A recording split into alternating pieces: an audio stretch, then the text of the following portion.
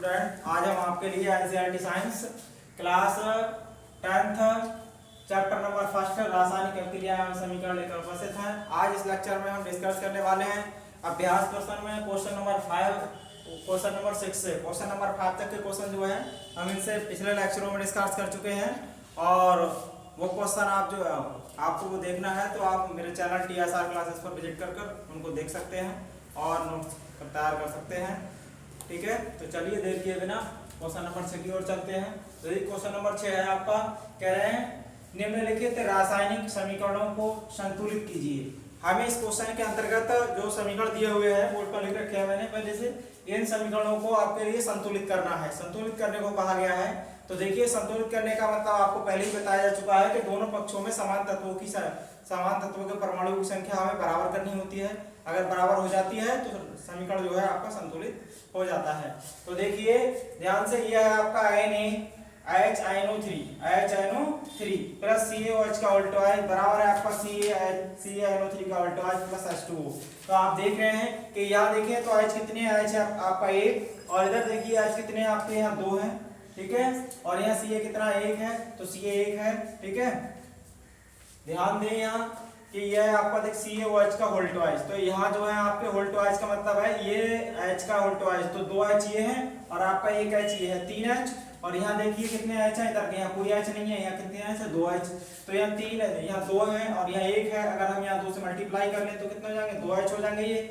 और देखिए ये H का होल ट्वाइस है, 2 H यहाँ हो गए आपके और इसके बाद यहाँ जो 2 ये और 2 ये 4, अगर यहाँ आप 2 से मल्टीप्लाई करते हैं तो कितना हो गए 2 दूनी 4 H हो गए। ठीक है, अब इस तरह से देखिए H तो हमारे बराबर हो गए। अब आईने देखें तो कितना है 2 आईने हमारे यहाँ।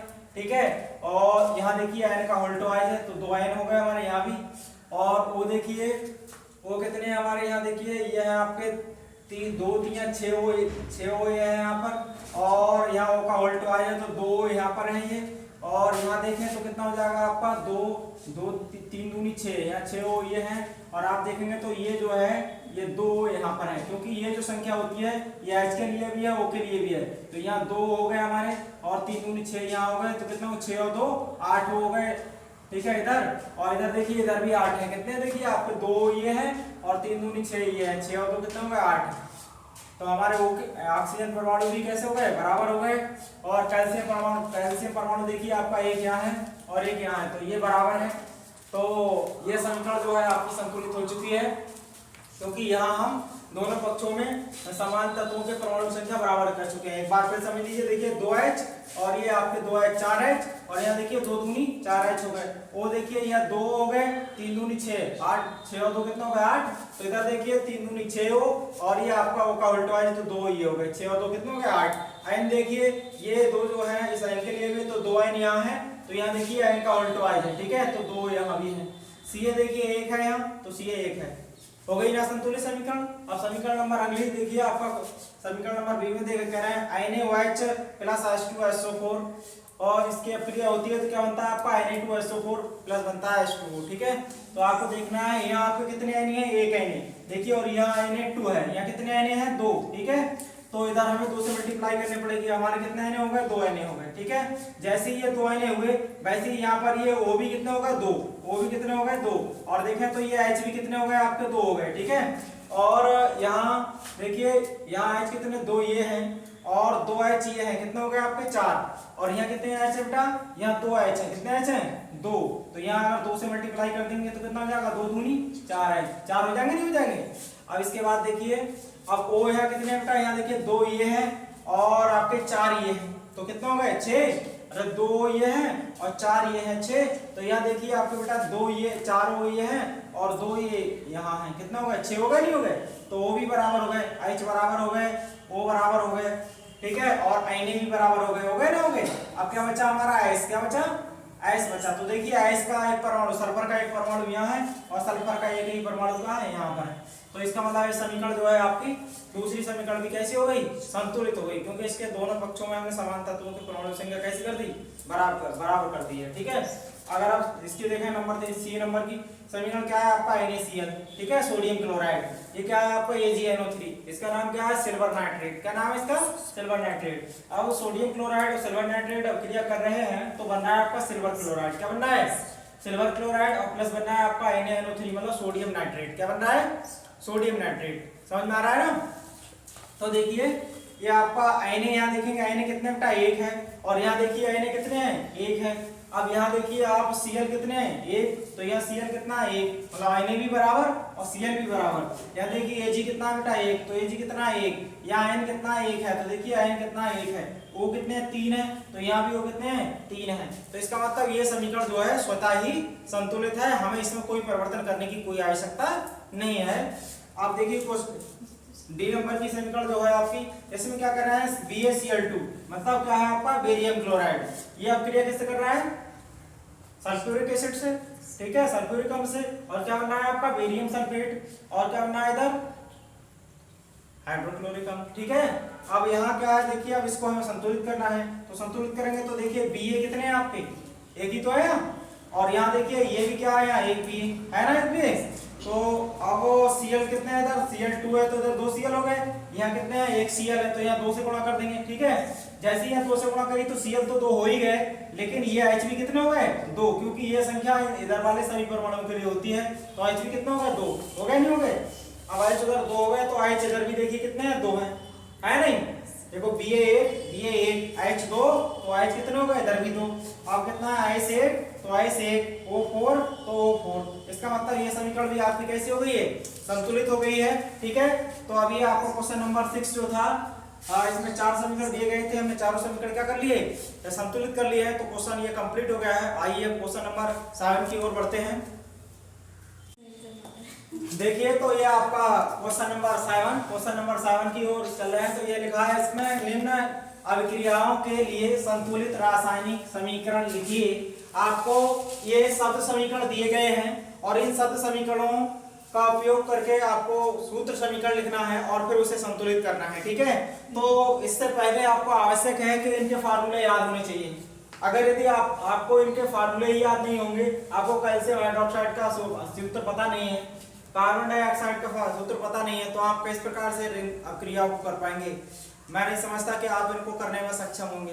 तो इससे पहले आप मेरे चैनल पर विजिट करके पहले फार्मूला मेकिंग का जो वीडियो है उसे अच्छे से तैयार करें, जिससे जो है आपको ये समझ में आ सके, ठीक है। जब तक आप फार्मूला बनाना और फार्मूले उनके नाम व उनके सूत्र याद नहीं होंगे, तब तक आपको ये क्रियाएं करने में परेशानी ही होगी, ठीक है। तो अभी तो चलिए हम आपको बताते हैं कैसे होंगे। ये कैल्शियम हाइड्रोक्साइड जो है, कैल्शियम हाइड्रोक्साइड का फार्मूला होता है बेटा CaOH का whole twice plus carbon dioxide का फार्मूला होता है बेटा CO2, और फिर ये एरो है तो एरो लग जाएगा। फिर है आपका कैल्शियम कार्बोनेट, तो कैल्शियम कार्बोनेट का फार्मूला होता है बेटा CaCO3, ठीक है। और प्लस क्या है आपका जल, तो जल का फार्मूला होता है H2O। अब हमें इसे संतुलित भी करना है, ठीक है। जब हम इसे संतुलित करेंगे तो देखिए क्या हो जाएगा हमारा, यहाँ Ca 1 है, यहाँ Ca भी 1 है, यहाँ देखिए H का होल ट्वाइस है, OH का होल ट्वाइस, तो यहाँ O भी 2 है और H भी कितने हैं 2। तो यहाँ देखिए यहाँ O 2 और H 2।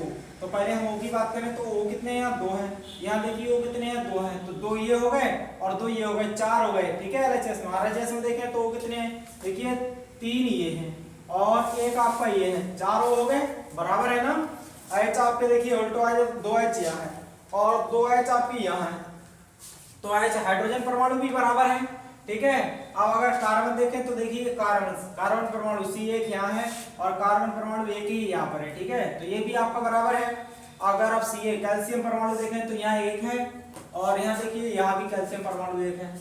लगता है कि दोनों पक्षों में समान तत्वों के परमाणु की संख्या बराबर है और ये समीकरण कैसे हैं, संतुलित है, ठीक है।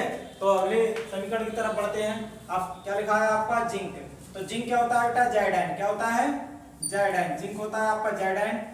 और प्लस सिल्वर नाइट्रेट, क्या लिखना है, सिल्वर नाइट्रेट होता है बेटा AgNO3, क्या होता है AgNO3, यह है आपका सिल्वर नाइट्रेट का फार्मूला। और इसके बाद एरो, और फिर लिखा है आपका जिंक नाइट्रेट, क्या लिखा है जिंक नाइट्रेट। तो आपको जिंक नाइट्रेट का फार्मूला लिखना है ZnNO3 का होल ट्वाइस, NO3 का होल ट्वाइस। प्लस क्या लिखा है आपका सिल्वर, तो आप यहाँ लिख देंगे प्लस Ag, सिल्वर क्या होता है Ag, ठीक है। अब इसे संतुलित करिए देखिए यहाँ जेड एन 1 है, आपका यहाँ जेड एन 1 है, यहाँ ए जी कितने 1 है, तो यहाँ ए जी कितना है 1 है। लेकिन देखिए यहाँ आयन कितना 1 और यहाँ आयन का उल्टोआज है, तो यहाँ आयन कितना होगा 2, यहाँ ओ कितने 3, यहाँ O3 का उल्टोआज है, तो 3 दूनी 6 हो गए, ठीक है। तो यहाँ आयनो 3 के कितने हैं 2 अणु, तो इधर यहाँ 2 से मल्टीप्लाई करनी पड़ेगी। तो यहाँ देखिए ये जो संख्या हमने यहाँ गुणा में लिखी है, ये इस एजी के लिए भी है, एन के लिए भी है और ओ के लिए भी है। तो एजी 2 हो गए हमारे, आयन 2 हो गए यहाँ, और 2 3 6 ओ हो गए, ठीक है। तो इधर देखिए हमारे कितने हैं यहाँ, आयन का उल्टोआज है तो 2 आयन है, और O3 का उल्टोआज है तो 3 दूनी 6 हो गए। तो O और आयन तो इधर बराबर हो गए, लेकिन एजी है यहाँ कितने हैं, एजी है हमारे यहाँ 2 और यहाँ कितना है 1, तो यहाँ 2 से मल्टीप्लाई कर देंगे तो कितना हो जाएगा 2 एजी हो गए हैं, ठीक है। अब देखिए जेड एन इधर कितना था 1, तो जेड एन इधर कितना है 1। अब इस समीकरण के दोनों पक्षों में समान तत्वों के परमाणु की संख्या बराबर हो गई है और ये समीकरण आपका संतुलित हो गया है। अब अगले समीकरण की तरफ बढ़े तो क्या है, सी नंबर पे लिखा है आपका एल्यूमिनियम। तो एल्यूमिनियम जो है होता है आपका Al, क्या होता है Al, ठीक है। प्लस क्या है कॉपर क्लोराइड, कॉपर क्लोराइड होता है बेटा CuCl2, क्या होता है CuCl2। अब वो ये एरो है तो एरो लग जाएगा, ठीक है, ये सी नंबर का आंसर है। अब एल्यूमिनियम यहाँ लिखना है हमें, एल्यूमिनियम क्लोराइड, या क्लोराइड छूट गया था लिखने के लिए, तो यहाँ लिखोगे एल्यूमिनियम क्लोराइड और प्लस कॉपर। तो देखिए ये हो जाएगा, एरो लगाने के बाद क्या लिखा जाएगा हमारा एल्यूमिनियम क्लोराइड, और एल्यूमिनियम क्लोराइड का फार्मूला होता है AlCl3 प्लस ये प्लस आ जाएगा, और प्लस क्या लिखा है कॉपर, कॉपर होता है बेटा Cu, ठीक है। अब यहाँ देखिए हमें इसे संतुलित करना है, तो Al आप कितने हैं, यहाँ 1 है, यहाँ Al 1 है, Cu 1 है, Cu 1 है, यहाँ Cl 2 है और यहाँ Cl कितने हैं बेटा 3, ठीक है। तो 2 और 3 को बराबर करने के लिए इधर 2 से मल्टीप्लाई करनी पड़ेगी, तो यहाँ 2 देखिए कितने हो गए 2 3 6 Cl हो गए, कितने Cl हो गए 2 3 6 Cl। अब यहाँ कितने हैं बेटा 2, तो यहाँ 3 से मल्टीप्लाई कर दें तो 3 दूनी 6 Cl, ठीक है। अब देखिए Al कितने हो गए हमारे 2 Al हो गए, यहाँ Al कितने हो गए 2, तो यहाँ Al 1 है, यहाँ 2 से मल्टीप्लाई कर दें तो 2 Al हो गए। अब देखिए Cu कितने हैं बेटा, यहाँ 3, कितने हैं 3 इधर, क्योंकि ये जो 3 गुणा में लिखा है हमने ये Cu के लिए भी है और Cl के लिए, तो यहाँ 3 Cu हो गए। अब यहाँ देखिए 1 Cu है तो यहाँ 3 से मल्टीप्लाई कर दें तो 3 Cu हो गए, बराबर हो गए ना दोनों पक्षों में। देखिए Cu 3 तो यहाँ Cu 3 और 3 दूनी 6 Cl, तो 2 3 6 Cl, Al 2 तो Al 2, ठीक है। सभी समान तत्वों के परमाणु दोनों पक्षों में कैसे हो गए, बराबर हो गए। तो ये समीकरण कैसा हो गया आपका, संतुलित हो गया है, ठीक है। अब वो अगला है आपका डी नंबर। तो डी नंबर में क्या लिखा है आपका, डी नंबर में लिखा है बेरियम क्लोराइड, क्या लिखा है बेरियम क्लोराइड। बेरियम क्लोराइड का सूत्र होता है बेटा BaCl2 प्लस ये होता है आपका पोटेशियम सल्फेट, क्या होता है पोटेशियम सल्फेट का फार्मूला होता है K2SO4, क्या होता है K2SO4, और ये आपका एरो, और फिर क्या लिखा है आपका बेरियम सल्फेट। तो बेरियम सल्फेट का सूत्र होता है बेटा BaSO4, क्या होता है BaSO4, ठीक है। और फिर है आपका पोटेशियम क्लोराइड। तो पोटेशियम क्लोराइड का होता है आपका KCl, पोटेशियम क्लोराइड का होता है KCl, ठीक है। अब ये से संतुलित कीजिए, तो संतुलित करेंगे तो क्या देखिए बेरियम परमाणु 1 है यहाँ, तो बेरियम परमाणु 1 है। यहाँ देखिए Cl2, तो यहाँ Cl कितने हैं 2, क्लोरीन परमाणु कितने हैं 2, यहाँ Cl कितना है 1, तो यहाँ 2 से मल्टीप्लाई कर देंगे तो हो गया यहाँ 2 Cl। अब देखिए यहाँ जब जैसे 2 Cl हुए तो ये 2 इसके लिए हुए, तो मतलब आपका पोटेशियम परमाणु भी कितने हो गए 2 हो गए, कितने हो गए 2। अब यहाँ देखिए यहाँ पोटेशियम परमाणु K2 तो 2 है ना ऑलरेडी पहले से, तो पोटेशियम 2, पोटेशियम परमाणु यहाँ भी 2 और इधर RHS में भी 2, बराबर हो गए। यहाँ देखिए Cl कितने 2, तो यहाँ देखिए Cl 2, बराबर हो गए ना। अब देखिए Ba परमाणु बेरियम परमाणु कितना 1 यहाँ है, 1 यहाँ बराबर हो गए। सल्फर का परमाणु 1 यहाँ है S, तो सल्फर का परमाणु 1 S यहाँ है, ठीक है। ऑक्सीजन परमाणु 4 यहाँ है और ऑक्सीजन परमाणु 4 ही यहाँ है, मतलब ये भी समीकरण आपका कैसा हो चुका है, संतुलित हो चुका है, ठीक है। तो एक क्वेश्चन 7 में आपसे पूछा जाता कि इन सब समीकरण के माध्यम से सूत्र समीकरण लिखकर और इन्हें संतुलित कीजिए, तो हमने सभी आपके चारों समीकरण जो है सूत्र समीकरण में लिखकर संतुलित कर दिए हैं। क्वेश्चन नंबर 7 ये आपका कंप्लीट हो गया है, ठीक है। देखिए तो आप क्वेश्चन नंबर 8 की तरफ चलते हैं। हमने क्वेश्चन नंबर 7 कंप्लीट कर लिया था। तो इसमें कह रहा है निम्न अभिक्रियाओं के लिए संतुलित रासायनिक समीकरण एवं समीकरण लिखिए, संतुलित रासायनिक समीकरण लिखिए, ठीक है, एवं प्रत्येक अभिक्रिया का प्रकार बताइए, ठीक है। तो आपको ये जो आपके लिए शब्द समीकरण लिखे हुए हैं, इन समीकरणों को सूत्र समीकरण में लिखकर संतुलित करना है, ठीक है। और आपको ये भी बताना है कि ये किस प्रकार की अभिक्रियाएं हैं। अभिक्रिया किस प्रकार की, मतलब संयोजन अभिक्रिया है या अपघटन या विस्थापन, अपघटन अभिक्रिया है या विस्थापन अभिक्रिया है या फिर द्विविस्थापन अभिक्रिया है या अपचयन उपचयन अभिक्रिया है या रेडॉक्स अभिक्रिया है, ठीक है। आपको ये सब बताना है, ठीक है ना। तो देखिए क्या है आपका पहला वाला है आपका पोटेशियम ब्रोमाइड। बेटा पोटेशियम ब्रोमाइड क्या होता है आपका, के आंसर लिख रहे हैं, ठीक है। इसका पोटेशियम ब्रोमाइड होता है आपका KBr, क्या होता है KBr।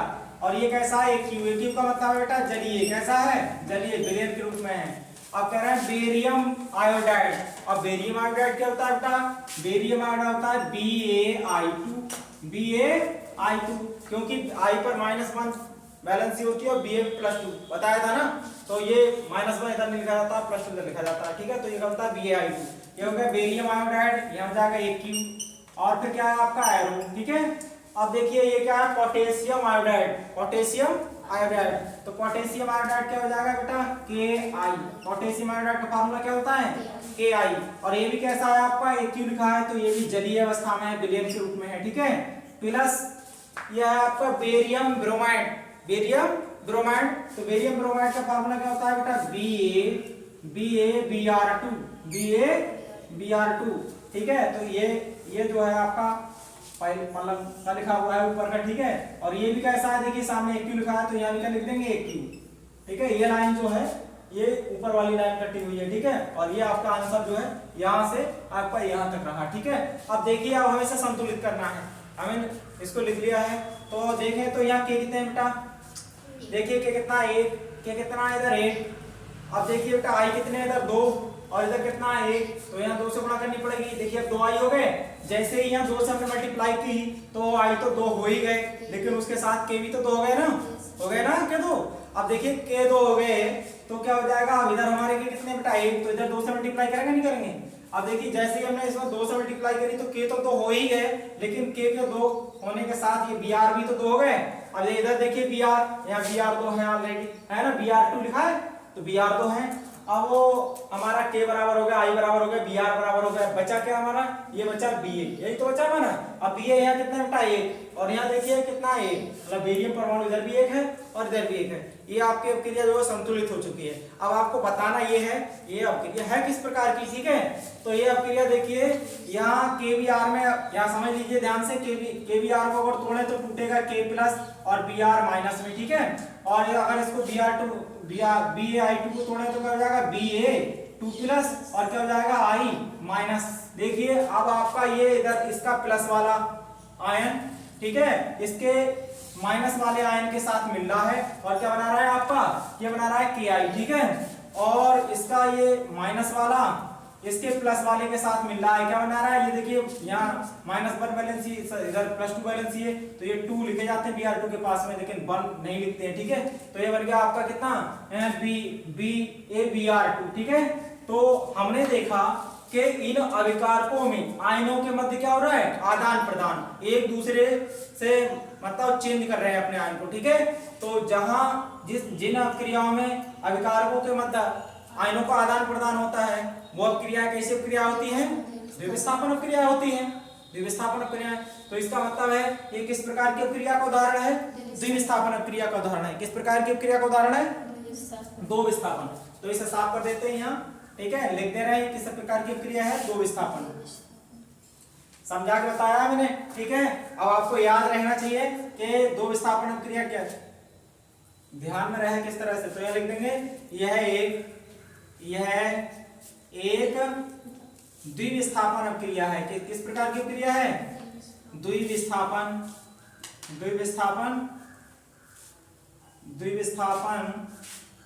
अभिक्रिया। ये द्विविस्थापन अभिक्रिया है, ठीक है।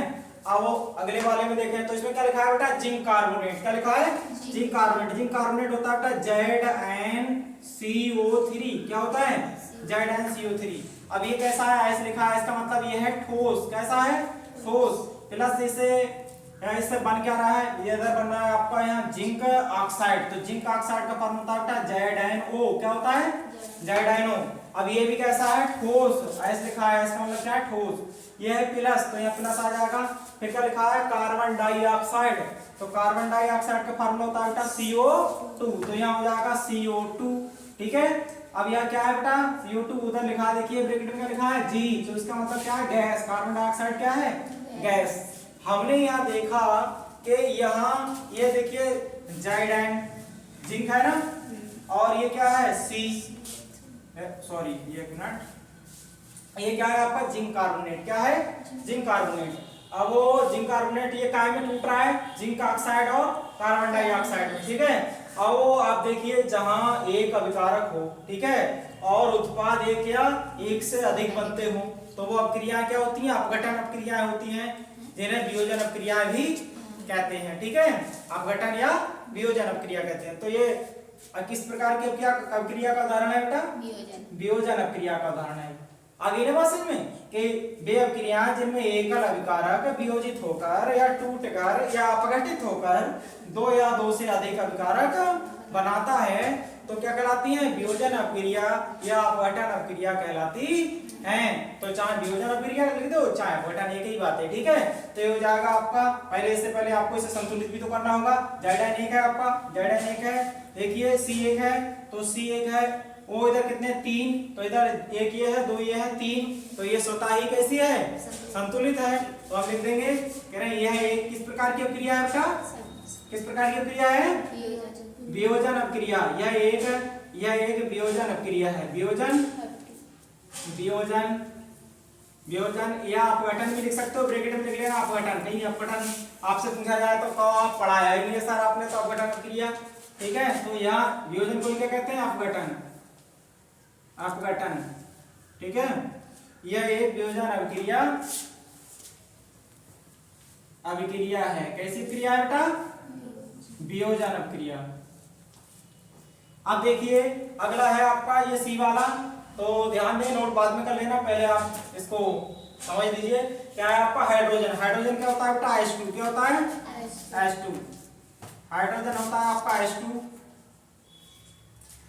और इधर लिखा है आपका, क्या लिखा है, ये लिखा है ब्रैकेट में क्या लिखा है, G का मतलब क्या है, गैस। तो यहाँ हाइड्रोजन क्या है आपकी, गैस है। ठीक है। यह है प्लस, फिर लिखा है क्लोरीन। क्लोरीन का परमाणु होता है, अणु होता है Cl2। ठीक है। तो ये G लिखा है ब्रैकेट में, इसका मतलब ये क्या है, गैस है। क्लोरीन क्या है, गैस है। अब यह लिखा है बेटा एरो। एरो का बात इसका वजह करता है कि अपक्रिया हो रही है यहाँ। ठीक है। और बन क्या रहा है बेटा, कह रहे हैं हाइड्रोजन क्लोराइड। हाइड्रोजन क्लोराइड होता है बेटा HCl, और ब्रैकेट में क्या लिखा है, G। तो ये भी क्या है बेटा, गैस है। क्या है, गैस। अब देखिए यहाँ इसे संतुलित करना है, तो यहाँ H2 है, Cl 2 है, यहाँ H भी है, Cl भी है, तो यहाँ 2 से मल्टीप्लाई कर दो, 2 H हो गए, 2 ही Cl हो गए, समीकरण संतुलित हो गई ना।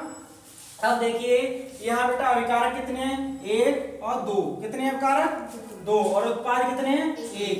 जहां वे रासायनिक अपक्रियाएं जिनमें 2 या 2 से अधिक अभिकारक मिलकर एकल उत्पाद का निर्माण करते हैं, किस प्रकार की अपक्रियाएं कहलाती हैं, संयोजन अपक्रियाएं। तो ये किस प्रकार की अपक्रिया का उदाहरण है बेटा, संयोजन अपक्रिया। ठीक है। तो यहाँ लिख देंगे, कह रहे हैं यह एक संयोजन अपक्रिया है, यह एक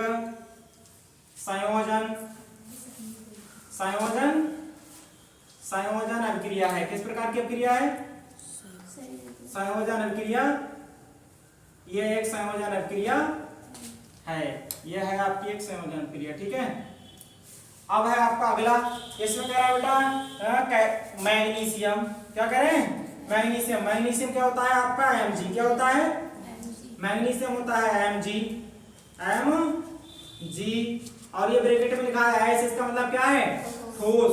मैग्नीशियम कैसा है, ठोस। ये लिखा है हाइड्रोक्लोरिक अम्ल, तो यहाँ लिखेंगे हाइड्रोक्लोरिक अम्ल का फार्मूला होता है HCl। क्या होता है, HCl। और ब्रैकेट में कहा है Q, तो इसका मतलब है ये कैसा है, जलीय। कैसा है, जलीय। ये है एरो, ये बता रहा है कि इन दोनों में क्या हो रही है, अपक्रिया हो रही है। क्या हो रही है, अभिक्रिया हो रही है। अब बन क्या रहा है आपका मैग्नीशियम क्लोराइड। तो मैग्नीशियम क्लोराइड का फार्मूला होता है MgCl2। क्या होता है MgCl2। अब इस ब्रैकेट में यहाँ लिखा आपका AQ लिखा था बेटा, क्या लिखा था AQ, यहाँ छूट गया लिखना। तो यहाँ क्या लिखेंगे हम, यहाँ ब्रैकेट में क्या लिख देंगे AQ, और AQ का मतलब क्या होता है जलीय, ठीक है। और प्लस क्या लिखा है आपका हाइड्रोजन, क्या लिखा है हाइड्रोजन। हाइड्रोजन क्या होता है H2, और ब्रैकेट में क्या लिखा है G, तो G का मतलब क्या है गैस। तो हाइड्रोजन क्या है, ये गैस है, ठीक है। अब इसे संतुलित करिए, तो देखिए यहाँ Mg1, यहाँ Mg1, यहाँ Cl1, यहाँ Cl2, तो यहाँ 2 से मल्टीप्लाई कर दो, ठीक है। तो देखिए 2 Cl, अब यहाँ H कितना होगा 2, तो इधर H कितनी है 2, समीकरण संतुलित हो गई ना, हो गई ना समीकरण संतुलित। अब देखिए इस में ये भी पूछा गया है कि ये किस प्रकार की अभिक्रिया है, ठीक है। तो आप देखिए कि यहाँ Mg एक धातु है, क्या है धातु, और ये एक हाइड्रोजन का लवण है, ठीक है। क्या है HCl, क्या है अम्ल, ठीक है, क्या है हाइड्रोक्लोरिक अम्ल। अब ये मैग्नीशियम धातु इस हाइड्रोजन से इसको हटा रही है, हटा रही है। ये हाइड्रोजन का क्लोराइड था, तो ये हाइड्रोजन को हटा के अपना क्लोराइड बना रही है, क्या मैग्नीशियम क्लोराइड, है ना।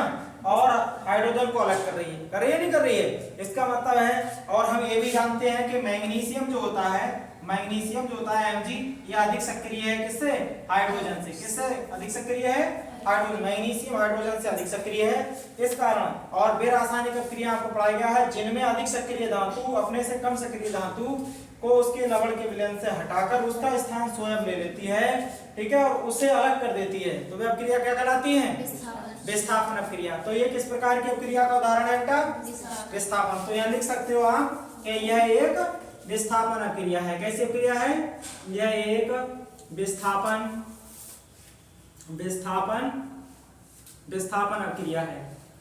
विस्थापन अभिक्रिया, यह एक विस्थापन अभिक्रिया है, ठीक है। तो याद रखना है आपको।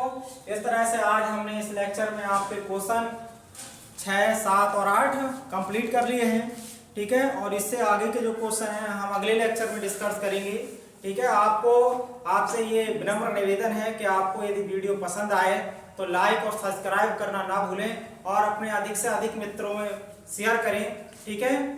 आपके एक लाइक से ही हमें मोटिवेशन मिलता है वीडियो बनाने के लिए। और आप अपने यदि फ्रेंडों को, जितने ज़्यादा फ्रेंडों को जो है फ्रेंड्स को शेयर करेंगे तो उन्हें भी क्या होगा, इसका लाभ मिलेगा। और ये बिल्कुल निःशुल्क है, इसमें आपके लिए कोई पैसा देने की ज़रूरत नहीं है। Thank you.